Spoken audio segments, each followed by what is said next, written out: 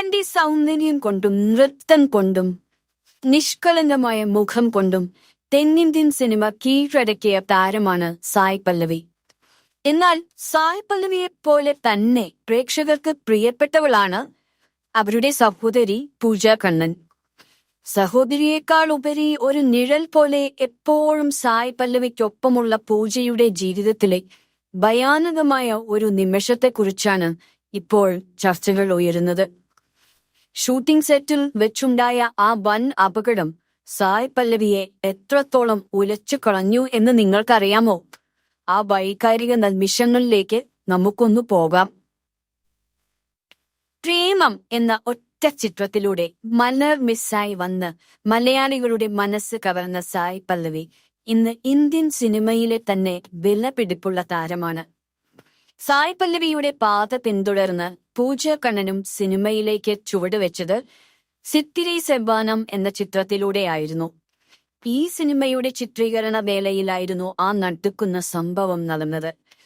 പൂജ അഭിനയിക്കുന്ന ഒരു രംഗത്തിനിടെ ഉണ്ടായ അപകടം കണ്ട് സെറ്റിലുണ്ടായിരുന്ന എല്ലാവരും ഭയന്നുപോയി.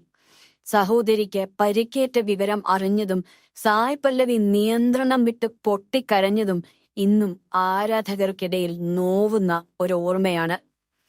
ഇതാദ്യമായല്ല പൂജയുടെ കാര്യത്തിൽ സായ് പല്ലവി ഇത്രയേറെ വൈകാരികമായി പ്രതികരിക്കുന്നത്. കുട്ടിക്കാലം മുതൽക്കേ പൂജയുടെ ഓരോ ചുവടുവെപ്പിലും കരുത്തായി സായ് കൂടെ ഉണ്ടായിരുന്നു.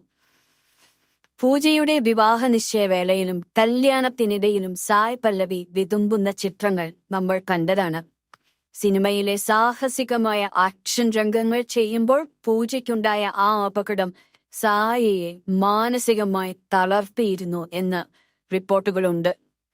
ഒരു ഡോക്ടർ കൂടിയായ സായ് പല്ലവിക്ക് തന്റെ പ്രിയപ്പെട്ടവർക്കുണ്ടാകുന്ന ചെറിയ ഒരു പോറൽ പോലും താങ്ങാനാവില്ല എന്ന് അവരെ അടുത്തറിയുന്നവർ പറയുന്നു. വർഷങ്ങൾ കടന്നു പോകുമ്പോൾ പൂജ വിവാഹിതയാണ്.